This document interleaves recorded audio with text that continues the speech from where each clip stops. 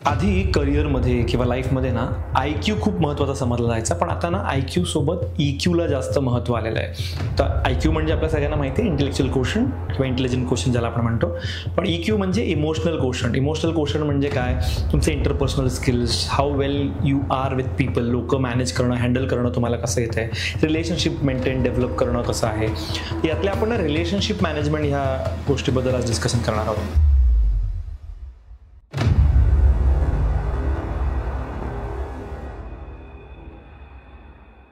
कारण ना रिलेशनशिप बघा, माणूस हा सोशल ॲनिमल आहे. आपण सोशली सगळे कनेक्टेड असतो. आपल्याला रिलेशनशिप खूप महत्त्वाचे आहेत. नुसतं पैसे असतील आपल्याकडे राईट, पण रिलेशनशिप नसतील तर आपण तितकं छान चांगलं आनंदी आयुष्य जगू शकणार नाही. तुम्ही जर बघाल तर मुळात रिलेशनशिपमध्ये खूप सारे म्हणजे जनरली 2 पार्ट येतात, ज्याच्यामध्ये पर्सनल रिलेशनशिप आणि प्रोफेशनल रिलेशनशिप. पर्सनल म्हणजे काय?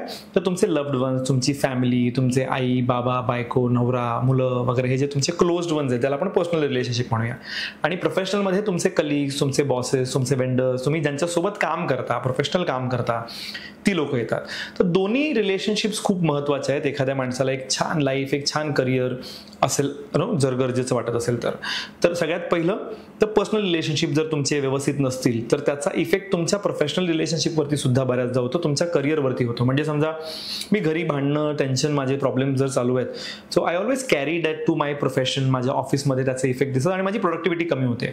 त्याचबरोबर मी जर माझ्या ऑफिसमध्ये स्ट्रेस, टेन्शन, प्रेशरमध्ये असेल तरी सुद्धा मी घरी त्याची चिडचिड वगैरे करतो. मला त्याचा त्रास माझ्या घरी सुद्धा दिसतो, त्याचे इफेक्ट माझ्या घरी दिसतात. सो हे बॅलन्स करणं खूप महत्त्वाचं आहे. त्यासाठी आज आपण डिस्कस करणार आहोत की रिलेशनशिप मेंटेन करण्यासाठी काय गोष्टी आपण लक्षात ठेवायला पाहिजेत. तर मी तुम्हाला काही बेसिक रूल सांगणार आहेत रिलेशनशिपचे. पहिला आहे 3A रूल रिलेशनशिप मॅनेजमेंटमध्ये. 3A म्हणजे काय? तर 3A that you need to understand. 3A कुठले? ते कुठलीही रिलेशनशिप छान होण्यासाठी हे 3A खूप महत्त्वाचे असतात. ॲडजस्ट, ॲक्सेप्ट आणि अप्रिशिएट. सगळ्यात पहिलं तुम्हाला ॲडजस्ट करता आलं पाहिजे.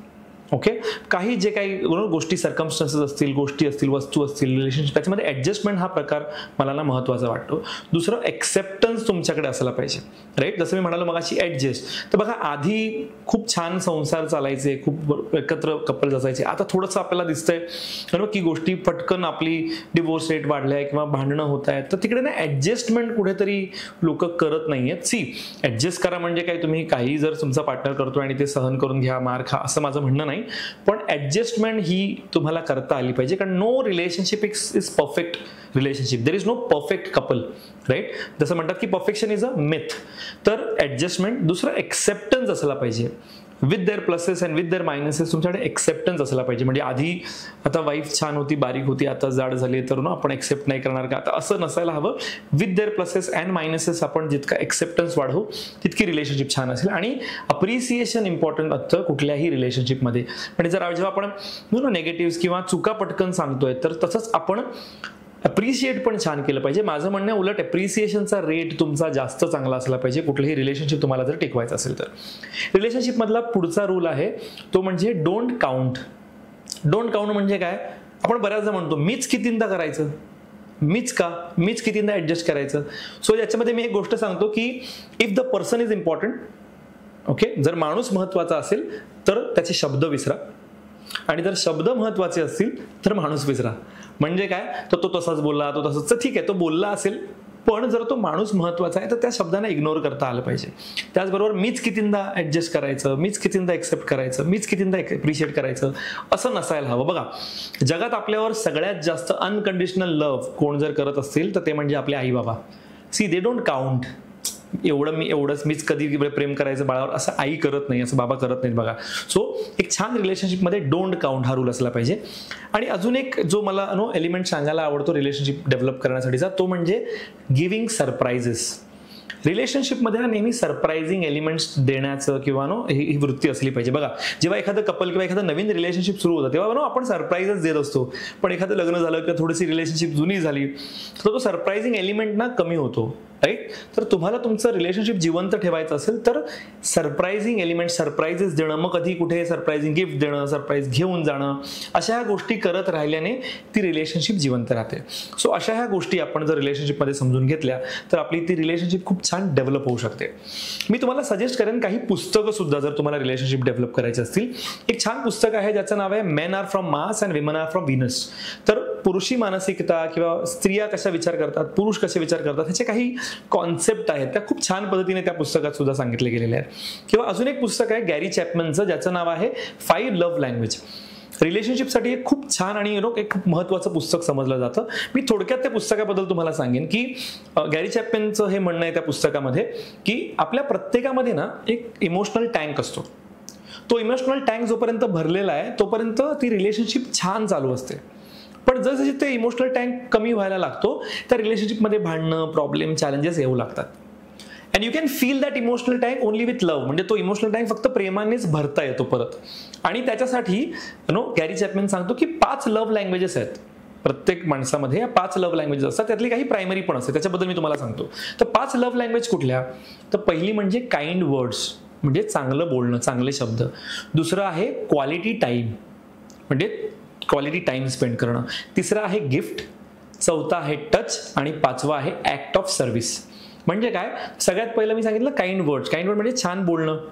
त्यात क्वालिटी टाइम स्पेंड करणं. तिसरं गिफ्ट देणं. आता गिफ्ट म्हणजे काय दरवेळेला महागडीच गिफ्ट असलं पाहिजे असं नाही, पण काही गिफ्ट देऊ शकाल तुम्ही, राईट. चौथं जसं सांगितलं होतं ते म्हणजे टच. टच सुद्धा खूप महत्त्वाचा पार्ट आहे कुठल्याही रिलेशनशिपसाठी.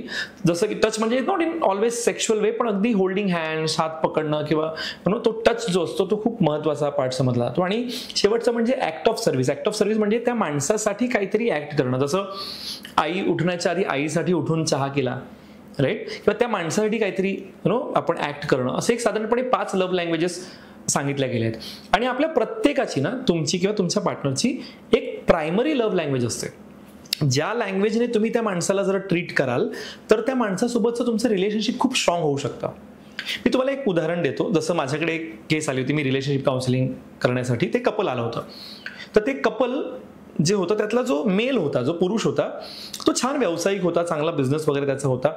तर तो त्याच्या वाईफला खूप गिफ्ट देत होता. सगळं दागिने दिले, मोबाईल दिलाय, सगळं छान दिलंय, पण त्यांच्यामध्ये तरीही भांडणं होत होती. तो जेव्हा मी त्यांचा अनालिसिस केला, जेव्हा काउन्सिलिंग केली, तेव्हा हे कळालं तिची primary love language is quality time. तिला त्याचा टाइम हवा होता आणि हा तिला गिफ्ट देत होता आणि म्हणून हे प्रॉब्लेम होते. त्याचं म्हणणं होतं अरे एवढं सगळं तर मी तिला देतोय तरी ही अशी करते. तिचं म्हणणं आहे अरे मला हे नकोय, मला क्वालिटी टाइम हवाय. तर आपल्या पार्टनरची किंवा आपल्या समोरच्या कुठल्याही त्या माणसाची ज्याच्यासोबत रिलेशनशिप डेव्हलप करायचं आहे त्याची प्रायमरी लव्ह लँग्वेज समजून घेऊन जर तुम्ही त्या माणसाला ट्रीट कराल तर तुमचं त्यासोबतचं रिलेशनशिप खूप छान होऊ शकतं. हां, ह्याचे कॉम्बिनेशन पण होऊ शकतात. असं काही एकच असलं पाहिजे असं नाही. काही जणांना गिफ्ट अँड क्वालिटी टाइम हे दोन्ही आवडू शकतं. इट डिपेंड्स, पण मेजरली एक प्रायमरी लव्ह लँग्वेज असू शकते. आता तुमची किंवा दुसऱ्या तुमच्या पार्टनरची, समोरच्या माणसाची प्रायमरी लव्ह लँग्वेज कशी ओळखायची याचे काही ट्रिक्स आहेत. येस, तुम्ही ऑब्झर्वेशनने ओळखू शकतात, पण एक सिंपल ओळख तुम्हाला एक पॅटर्न सांगतो. ते म्हणजे if somebody like to receive gifts then there are high chances that he like to give gifts also. किंवा वाईज अँड वर्सा. तुम्हाला जर गिफ्ट द्यायला आवडतं तर देर आर तुम्हाला घ्यायला पण आवडत असावं. जसं आता मी माझं उदाहरण देतो.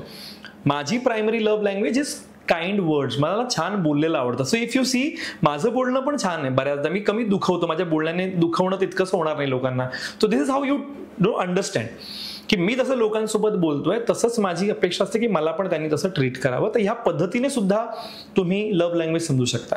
आणि लव्ह लँग्वेज समजून घेऊन तुम्ही रिलेशनशिप जर छान करू शकाल तर प्रोफेशनल आणि पर्सनल दोन्ही फ्रंटला तुम्ही छान पद्धतीने आपलं करिअर आणि आपली लाईफ हॅपी आणि सक्सेसफुल करू शकता.